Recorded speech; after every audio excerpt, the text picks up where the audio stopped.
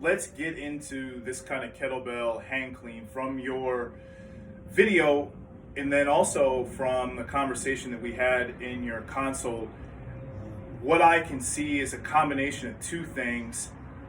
One, the kettlebell is too far out in front of you, and then two, it's getting up a little bit too high. But the first piece, out in front of you too far, is what is creating a lot of the issues. So you're treating this like a kettlebell swing, which is what you know. And what we need to get to is a place where you're almost pulling the kettlebell up instead of swinging it way out in front of you. So I'm going to demonstrate this. You can see it best from the side. So right now, you're leaning on the skill that you have, which is a kettlebell swing. So the kettlebell is out in front of you, right? This is kind of a normal swing here, and that's fine, but when you bring it back to that rack position, it creates issues. Just beating the shit out of your forearm, right? So I'm kind of swinging it up and away from me, then trying to pull it back, right? Because this is the position that it ultimately has to end up in.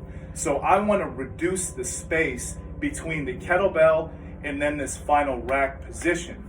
So instead of swinging it like a traditional Russian swing, I'm going to almost create this sort of pulling motion that keeps it closer to my body. So if I'm only doing that, this is kind of what it looks like. So notice the difference between this and this. It's much closer, much closer, much closer. The third part, which is the trickiest part, is that actual catch.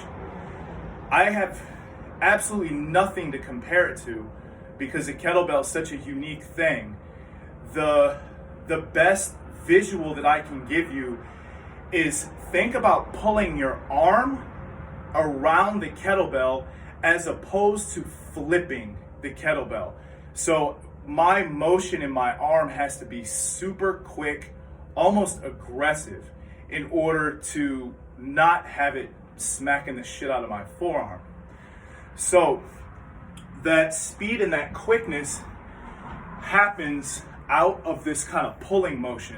So once it gets to that sort of upper abdominal area, I'm going to quickly pull my arm around the kettlebell in that rack position. Bring my arm around the kettlebell, bringing it into that rack position. Kettlebell stays pretty close to me, and then I'm turning my arm around the kettlebell. Cool. I know that it's a pretty complex movement with a lot of moving parts. We talked about that, so let's keep the weight lighter, obviously, and treat this as a skill and a progression to kind of improve week over week over week. And the thought is that this video will help you do that.